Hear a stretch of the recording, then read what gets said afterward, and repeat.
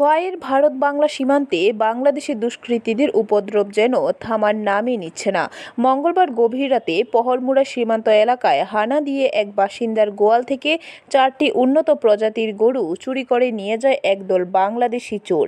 এই ঘটনায় সীমান্ত এলাকার বাসিন্দাদের মধ্যে তীব্র ক্ষোভ ও আতঙ্ক ছড়িয়েছে। স্থানীয় সূত্রে জানা গেছে, মঙ্গলবার গভীর রাতে চোরের দলটি কাঁটাতারের বেড়া ডিঙ্গিয়ে পহরমুড়া গ্রামের অভ্যন্তরে প্রবেশ করে। এরপর তারা একটি বাড়ি থেকে 4টি গরু নিয়ে বাংলাদেশের দিকে পালিয়ে যায়। সকালে গোয়াল খালি দেখে মাথায় হাত পড়ে পরিবারের লোকজনের।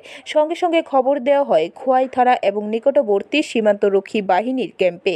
খবর পেয়ে খোয়াই থানার পুলিশ এবং বিএসএফ জওয়ানরা যৌথভাবে তল্লাশি অভিযানে নামেন। তাদের দ্রুত তৎপরতায় 2টি গরু উদ্ধার করা সম্ভব হলেও বাকি 2টি গরু নিয়ে চোরের দল বাংলাদেশের অভ্যন্তরে পালিয়ে যেতে সক্ষম হয় বলে জানা গেছে। এই ঘটনায় সীমান্তবাসী চরম নিরাপত্তাহীনতায় ভুগছেন। রাত্রে এলে বড় বিএসএফ তো কাটাতারের সঙ্গে থাকে, এরা কাটা সব দেখশন রাখে, ওদেরই তারা ডিউটি। তারা তো আর আমাদের গ্রামে আয় না, কিন্তু থানা স্টাফ আমরা আজকে 3 দিন ধরে আর পাইতেছি এই জায়গাটাতে। কিন্তু বুঝলাম না, আমার গরু চুরি হয়, অথচ থানা স্টাফ হয় 75 কিলোমিটার দক্ষিণে। হ্যাঁ, আমি গড়তে বাইরে যখন ছিলেন রাস্তাতে এলাম, তখন থানা স্টাফ আমার লাইট মারতে দেখতেছে, তখন তারও দৌড়ে এলো, তারও অবাক, আর এটা কি করে নিল, অথচ লাইট টাইট সমস্ত জলে, অথচ লাইটের পরের সামনে রেখে তারা গরুটি বের করছে। ব্যুরো রিপোর্ট, খবর ত্রিপুরা।